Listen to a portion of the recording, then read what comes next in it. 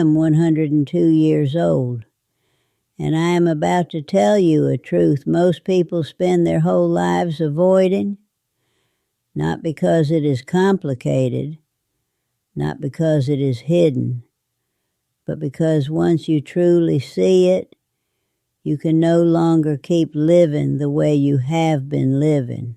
Your parents may love you and still never say it. Your friends may comfort you and still never name it.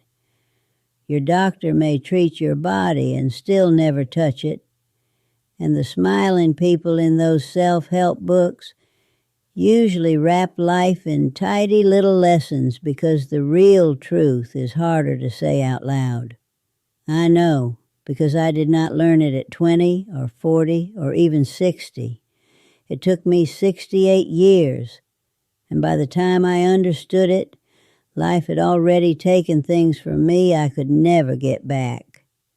I remember the morning it finally landed in my bones.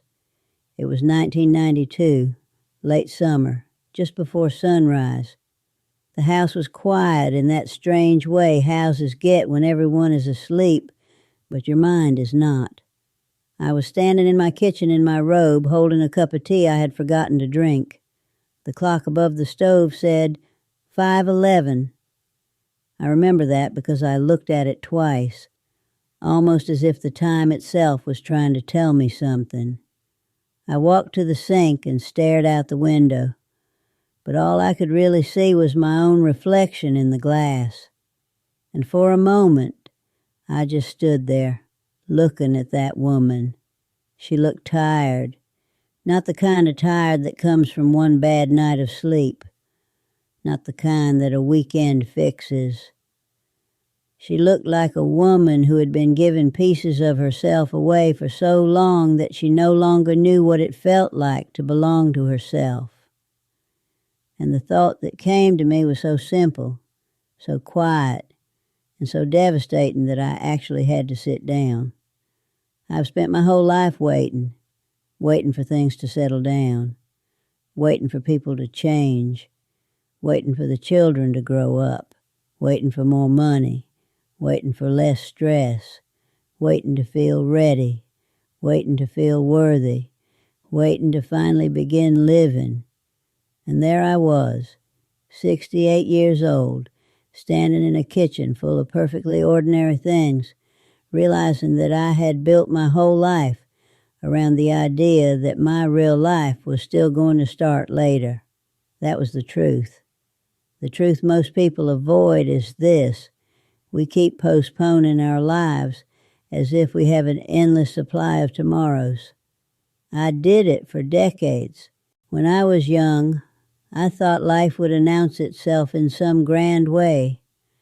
I thought there would be a moment when I would feel it, when I would finally become the woman I was meant to be. But life does not arrive with music. It arrives as ordinary days, dirty dishes, deadlines, family phone calls, grocery lists, fatigue, little choices, people needing things from you, waking up and doing it all again. And because it comes dressed like that, many people miss it. I was 23 when I married. He was handsome, charming, funny, the sort of man who could walk into a room and make everybody feel brighter for a little while. I thought that meant safety. I thought being chosen meant I was loved in the way I needed to be loved. But charm and safety are not the same thing. Being chosen and being cherished are not the same thing either. I did not know that then. Then came children, bills, work, illness in the family, leaking roofs, school uniforms, church obligations, long days, longer nights. Somewhere in all of that, I became the one everybody depended on. I remembered the birthdays, the medicine, the food, the appointments, the moods, the details, the gaps, the things no one else noticed until they were not done. People praised me for being strong. But let me tell you something I wish somebody had told me much earlier. There's a kind of strength that looks admirable from the outside and feels like slow destruction on the inside.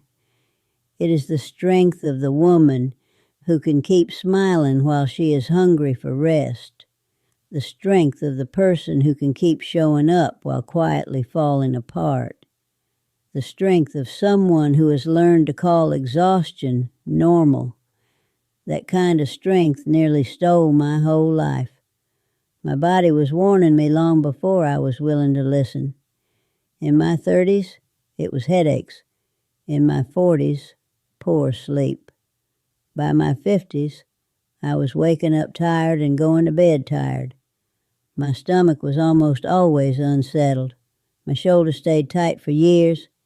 I ate badly, but not in some dramatic way. In the ordinary way, skipping meals, grabbing whatever was quick, living on coffee when I needed water, sugar when I needed comfort, busyness when I needed stillness. And because I was functioning, I thought I was fine. That is one of the saddest lies adults tell themselves. If I am functioning, I must be fine. But functioning is not the same as living well. Surviving is not the same as being healthy. Looking composed is not the same as being at peace. I buried people I loved during those years. Friends, family, one loss after another.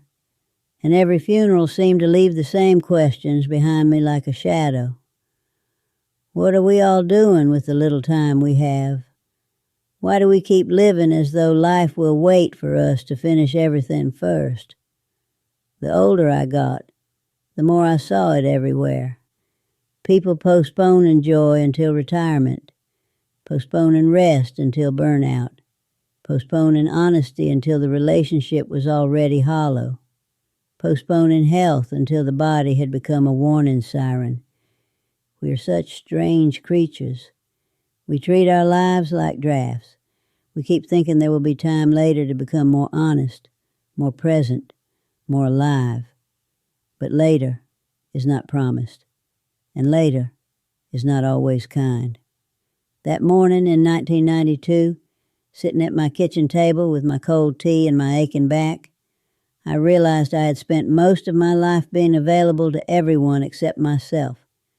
I had been useful, reliable, responsible, generous, patient, strong. All the words people use for a person who has forgotten how to ask what they need. I had not ruined my life in one dramatic choice.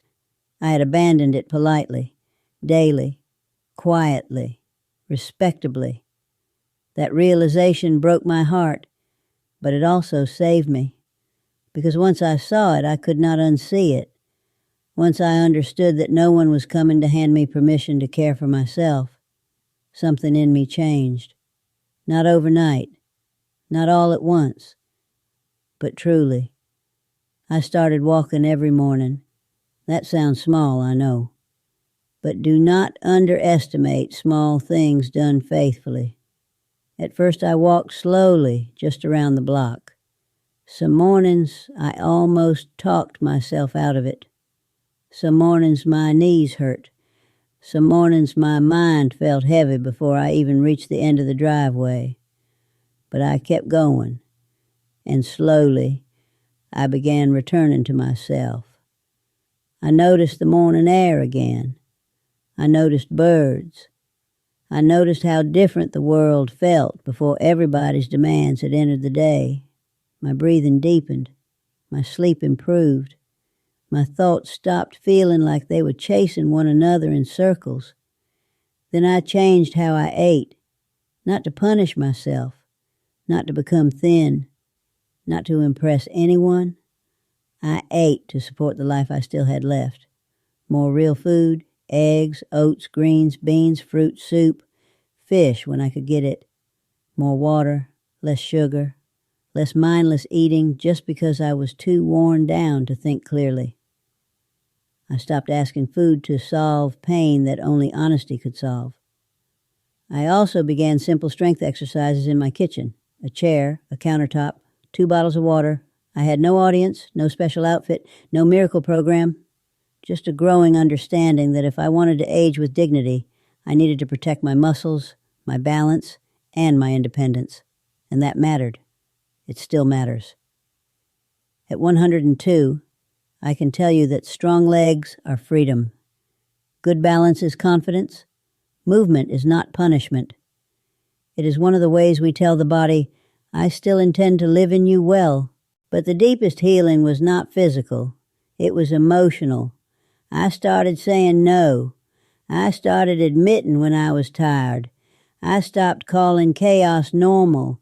I stopped confusing guilt with love. I stopped pretending I was okay when I was not. I stopped giving my peace away just because somebody else was uncomfortable without it. And something remarkable happened. My body softened. My chest felt lighter. My stomach settled. My sleep deepened. I laughed more.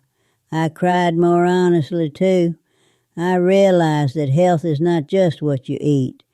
It is also the atmosphere you live in. It is the relationships you keep. It is the stress your nervous system carries. It is how often you betray yourself in small ways. That is why I say the truth is deeper than the body. Because you can eat all the right foods and still be unwell if your whole life is built around fear, resentment, overwork, and silence. People ask me now what the secret to a long life is, and I always disappoint them a little. They want something rare and exotic, some hidden trick, some special remedy. But long life, at least in my experience, is built more from rhythm than miracles. Eat food your body understands. Walk often, sleep enough, protect your peace, keep your muscles strong. Drink your water, get sunlight. Stay close to people who soothe your spirit instead of disturbing it. And do not be so proud of how much pain you can tolerate that you forget you were meant to live. If I could sit with my younger self now, I would not lecture her. I would not shame her. I would just take her hands and tell her gently, your life is happening now, not after the children are grown, not after the money improves, not after everyone finally appreciates you, not after you become perfect. Now, in your tired body, in your ordinary mornings, in your quiet choices, in the food you eat, the sleep you protect, the walks you take, the boundaries you keep, the truth you finally tell. I am 102 years old now, and I no longer need much to recognize a good day. A warm meal, a steady body, a clear morning, a little laughter, a peaceful home. Age simplifies many things. It teaches you that a calm life is not an empty life. It is a blessed one. So this is what took me 68 years to learn. The life you keep postponing is the only life you have. Please do not waste it becoming excellent at enduring what should be changed. Do not wear burnout like a badge of honor.